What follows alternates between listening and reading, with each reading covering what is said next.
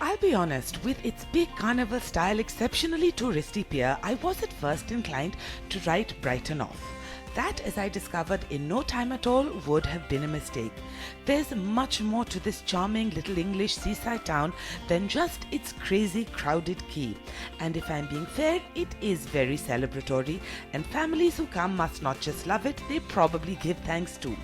For me, I was more taken with the deep blue that it hangs over, the red of the pebble beach that it sits on, and the canniness of the seagulls who flock there as enthusiastically as visitors like, well, me. It is a dramatic, instantly identifiable stretch well worth the time spent exploring it, as the hungry crowds who flock here, again of all kinds, will attest. But move away from the waterfront and you find all kinds of other surprises. This is a seaside town after all, and so there's a little something, okay, a lot something for everyone. Parks, high streets, shopping corners, the edibles which we will get to in a bit, and this. Yes, that is the Royal Pavilion, and no one will blame you for thinking it looks both familiar and, well, unexpected.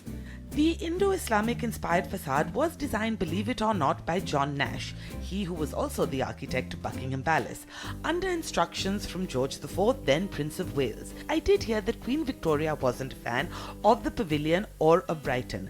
I can tell you on the latter anyway, we are in disagreement. It's a place full of fun, little bylanes which in turn offer up all kinds of treats.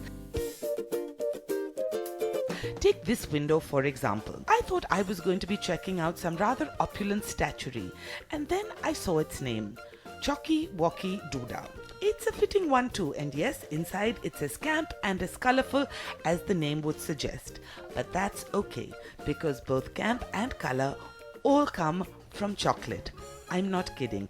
Every single thing here is made of chocolate. Chocolate art, chocolate figures, chocolate lollipops, chocolate bars, chocolate basically of every conceivable kind. Yes, everything in that window is technically edible. It's Willy Wonka on steroids with a box of crayons. I am eating Dave, Chocky Wocky's Captain Creative. This Chocolate. is where all your chocolate dreams come true. Anything you could possibly wish for, made out of chocolate, we've got it. White, dark milk chocolate, different types of flavours, cinnamon, ginger, all exotic types. Right. Okay, so wait a minute. Let me just see if I understand this clearly. Chocolate, chocolate, chocolate, chocolate, chocolate, chocolate, chocolate, chocolate, chocolate, chocolate, chocolate, chocolate, chocolate, chocolate, chocolate. Yeah. You are the luckiest person alive. This is nuts. And there's quite a few of them in play too. There's so much, and in combinations that should boggle the mind. Look at this. So that's a layer of marshmallows and milk chocolate, a layer of Rice Krispies and white chocolate, and a layer of cornflakes and milk chocolate. This is on a lollipop stick. Yeah. Turns out that's not it. We go upstairs to the cafe where, well, even more excess lies in store. So we have a whole range of flavours of cakes here. Oh, good Lord. Oh, look, a skyscraper masquerading as a cake. A slice for me? Do you even need to ask?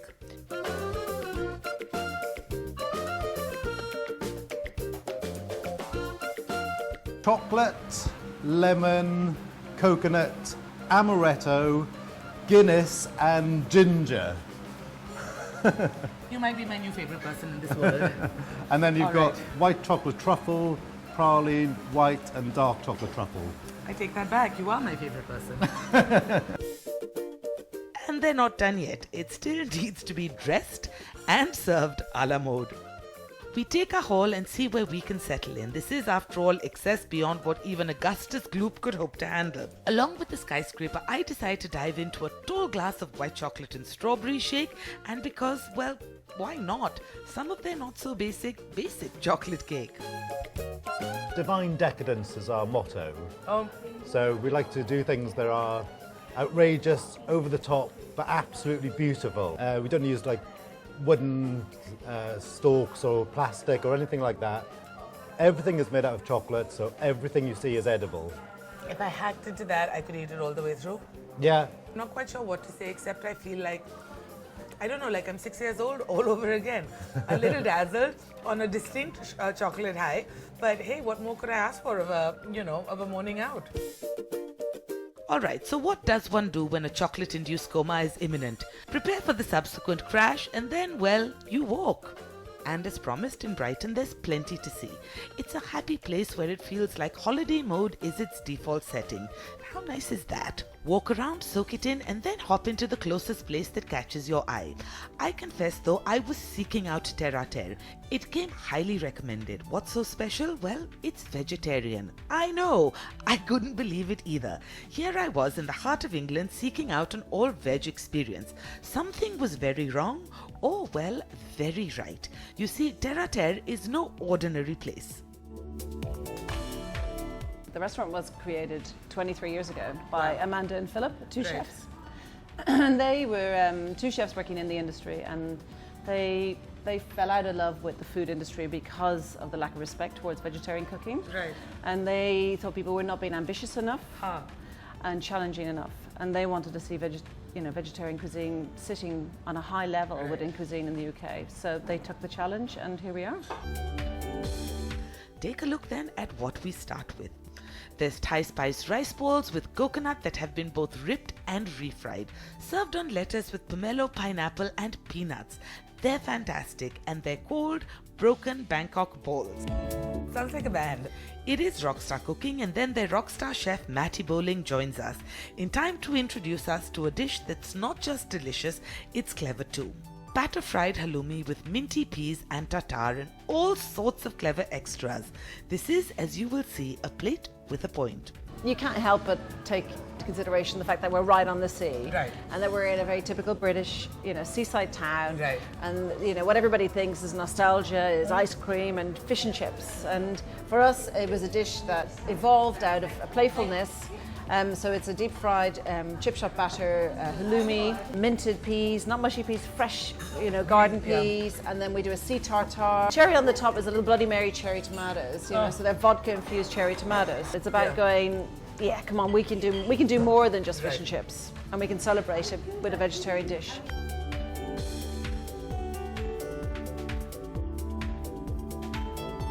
I feel like I should warn you that I was rapturous about every plate that came out, so expect extreme amounts of hyperbole. It's merited, believe me. Just look at this. They're pampered you. A crusty, savory French toast served with the best of English gardens. Asparagus, nettles, wild garlic, parsley, morel mushrooms, and an intense hit of black garlic. It's incredible, off the charts incredible, sophisticated and inventive, and so complete that you'd have to be pretty twisted to eat this and still miss the meat. And you kind of got a little bit of a fun take with kind of like a French toast sort of feel with the bread and like the sweetness of the black garlic, and it's all balanced out with savouriness of the mushroom, so it's all just really seasonal, kind of fun. That wasn't me rolling my eyes, it was my eyes just rolling involuntarily with happiness.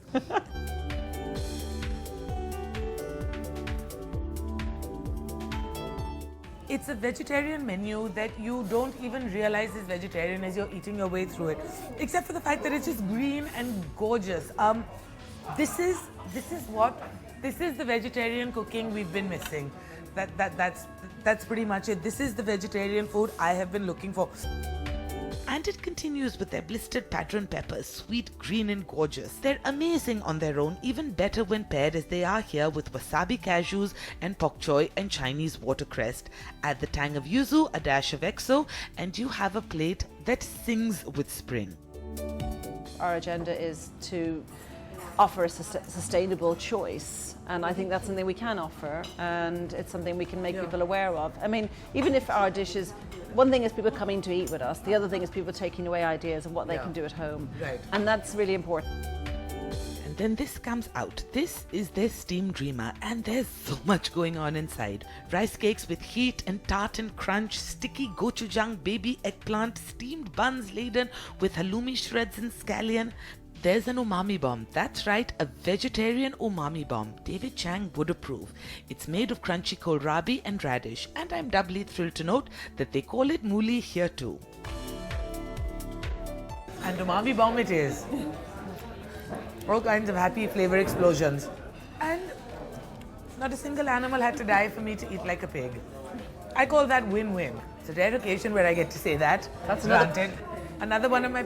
Another one of padrons. That's a stuffed padron. Oh, It's nice, eh? oh my. Because the day just hadn't gone well enough up until now. There's another one of those wonderful padron peppers. This one filled and fried. There's tofu with satay sauce and a crisp soy skin. And there's a tray of this, kimchi and pickles, melon, daikon, cucumbers, so many of my favorite words in a single serving. It's about kind of making people realise another way of serving exactly. something, but also the value of something. Yeah, it's phenomenal the produce we're getting now. Spring and summer is like just endless amount of stuff coming in. Fantastic. Tough for you? Do you ever miss? No, never The meats actually. and the No, I stocks. get asked this loads, but I never do.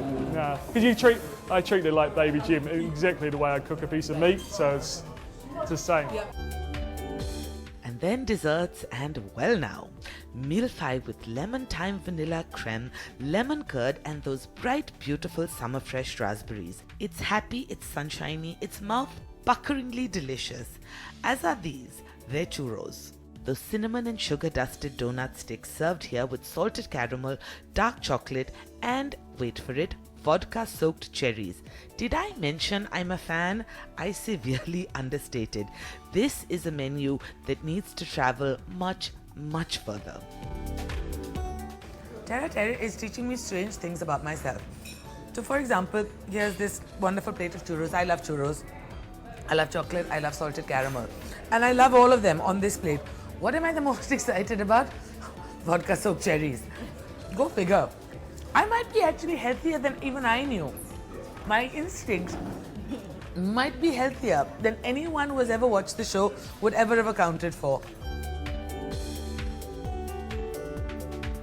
Our menu is all about indulgence, not absence. Yeah, and that's what it is. It's not so that you don't forget what's missing. You only enjoy what's there. I am just blown away. A menu this good, this ambitious, doesn't use the meats that define fine diners and still gives you all the flavor, texture and satisfaction you need while being sustainable, responsible and ethical. It's remarkable.